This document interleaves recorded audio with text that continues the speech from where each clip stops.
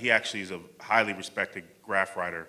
And when the league started, it was a multi-racial group, and people from all across the country. I remember my first meeting in the league in 2004. It was like this magical moment, because me being from a segregated city where I hadn't really, really worked with a lot of white folks other than on the athletic field, where I was building with white folks that were like anarchist, hippie types, towards like my people were like street kids.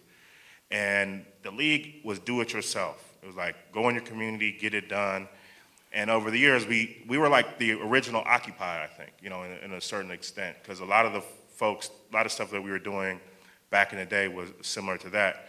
But we've learned to sustain that energy. It's not, I know y'all are 20 years old, you think you can run and go hard forever, but you can't.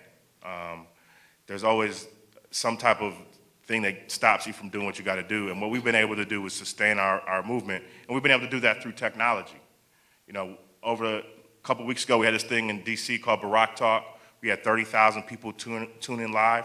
See, back about 8 years ago, people were talking about the digital divide and how young people of color didn't have access to technology. And right now, we know that's absolutely not true. In fact, 67% of African Americans access the internet through mobile technology.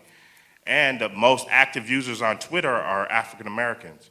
So we've been able to use that connectivity to spark movements. Like I said, this year we're going to register 100,000 voters. And that's in areas that people call swing states or battleground states. And we're not doing it for Barack Obama. We're not doing it for Mitt Romney. We're doing this so that young people of color have access at the table.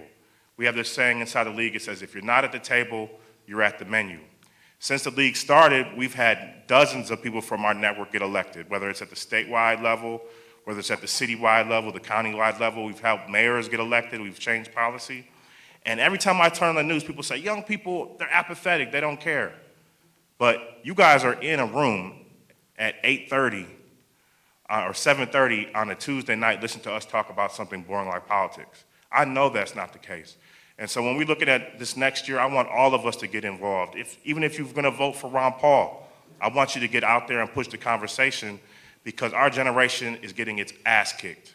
I guess in 2011, 70% of people that graduated from college left without jobs. That's big. And they keep telling us to wait. They keep telling us that we have to be patient. If we are patient and our mouths are closed, it's never going to change. So we got to get active.